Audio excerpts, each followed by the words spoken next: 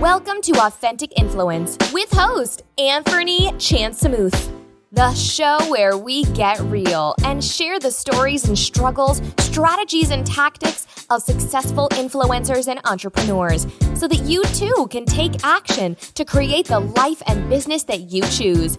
And now over to Anthony.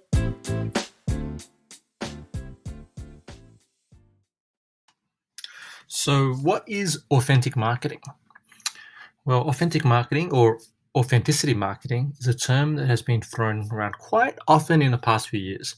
The problem with this term, though, is that it can be hard to decide if something actually qualifies as authentic. Now, one way to explain authentic marketing is to say that it's marketing with a purpose.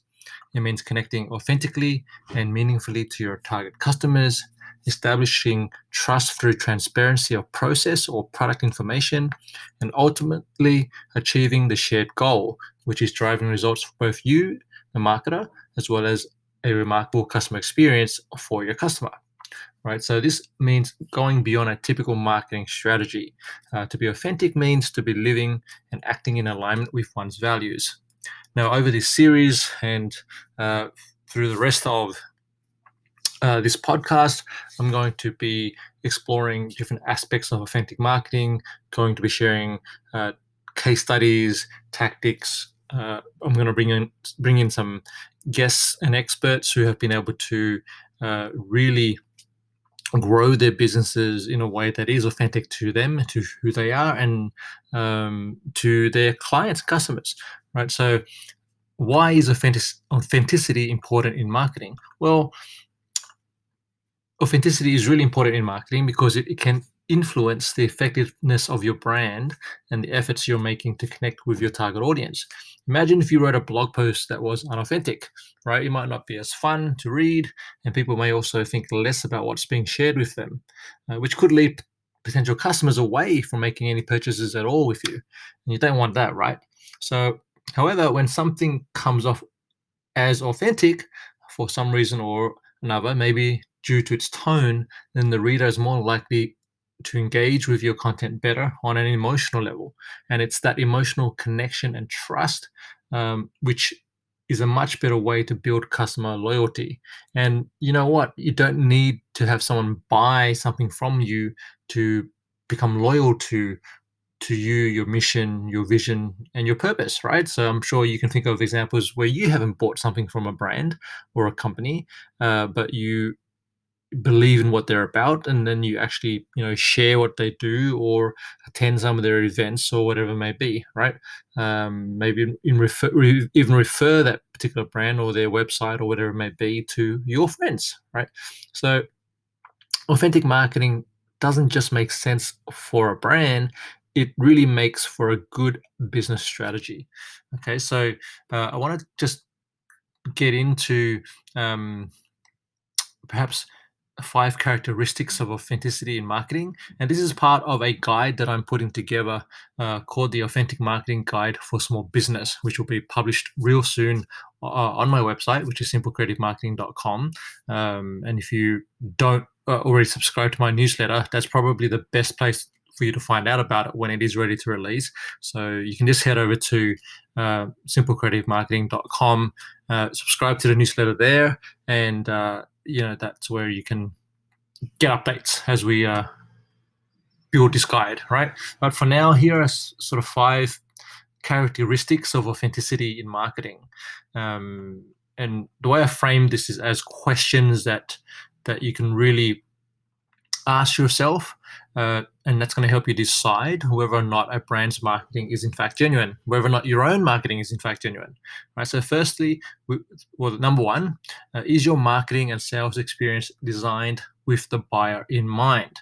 Right. So, if think about it this way, if you were interested in a particular product and you wanted to buy that, what kind of experience would you want to have in terms of that particular company's marketing and sales, right? After all, isn't customer satisfaction one way that authentic marketing starts, right? So it's what this is really all about is taking time to get to know the people in your community before trying to sell stuff to them, and making sure that you have their best interests covered and that you respect their journey as a customer or a potential customer, right? And so we don't want to use manipulation and things like that, and you really want to focus on giving them a really great experience as they're deciding whether or not to work with you. All right. Number two, are you creating false scarcity in an effort to drive quick sales? Right. One of the most common tricks used by marketers to create a sense that something is scarce and potentially running out or in danger, so people will buy it quickly. I'm sure you had that experience before. Maybe you've used it. I know I'm guilty of that, trying to create some kind of false scarcity, and you can do that through timing. Maybe you send email offers for sale items about which customers have less than 24 hours to make that purchase, or you're limiting stocks available at a store, and things like this, limited editions, exclusive deals, etc. Now, look, there's going to be instances where you have real scarcity, right? So maybe you can only serve, maybe you're a coach or a consultant and you can only take on 5 or 10 clients at a time. So you can't really take on any more. That's real. So it's perfectly okay to share that limitation and be transparent about that. But when you're like selling an ebook or something like that and you're claiming this is the last one, then you really need to reconsider, that scarcity. Okay. Number 3, are you offering multiple upsells or tripwires as soon as someone purchases something from you? And this is a common tactic that's used by some marketers, which is to offer all sorts of upsells or marketing messages as soon as a customer has made their initial purchase, right? And this technique seeks at getting these customers back in touch with an experience where they might spend more money than originally planned on. And these things are like recurring payments, additional products, services, etc. I'm not against cross-selling and upselling. This is something that I learned when I was working at McDonald's, my first job. And McDonald's makes a lot of money from, asking that, would you like fries? So that question, right? But what we're really talking about here is, are you deliberately creating, a process by which someone's bought something from you, and then now you're going to immediately try and, add more things for them to buy, which really doesn't add that much more value to the initial experience. All right, so just something to think about. Number 4, are you offering a guarantee or refund in the event that the product or service does not meet the expectations that you've set for your buyer? Now, providing a guarantee or refund policy doesn't always mean that a company's marketing is 100% authentic. However, if you provide some kind of assurance in case things don't work out as planned for your buyer, this could, this really indicates that you stand behind your product and your service, and that you are indicating that you're more likely to act honestly, when you do put out limited edition items or special deals, etc. Okay. It also shows a willingness on behalf of your brand to fix any issues should something go wrong. All right. And finally, number 5, you provide evidence that your product or service actually works. And this is why I'm so big on social proof, using things like case studies and testimonials and data-backed evidence that your product or service delivers on its promise. Okay, so it's really about being confident enough to provide evidence of success from your customers, and that that confidence will then translate to trust, right? So quick recap here on 5 questions or things to consider to really identify whether or not your marketing is authentic. 1, designing your marketing and sales experience with the buyer in mind. Number 2, not creating false scarcity to drive quick sales. Number 3,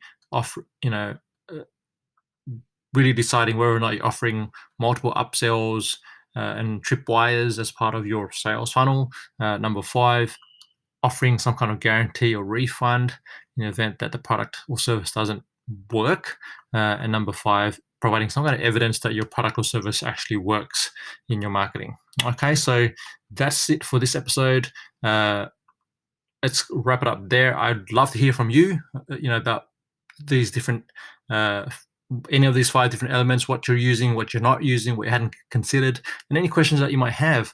I am actually looking to answer your questions. So if you're listening to this right now and you have a question about authentic marketing, or just marketing in general, and building up your marketing system or growing your personal brand, shoot me a question. Just head over to anchor.fm/authentic-influence/message, and on there you can just record and submit your question to me, and that way I can have a go at essentially coaching you on the podcast, and I'll make sure you introduce yourself, your business, and give me some context, and keep it nice and short, and then I will do the best I can to provide an answer to your question. Thanks for listening to this episode, and I will see you again on the next episode.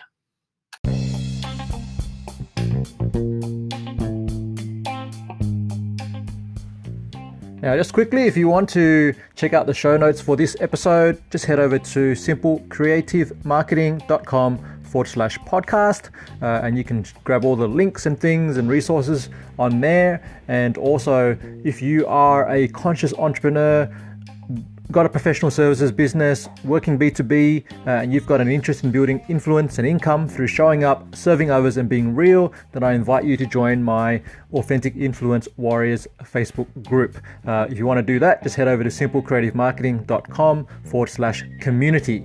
Okay, thanks for joining in, and I'll see you on the next episode.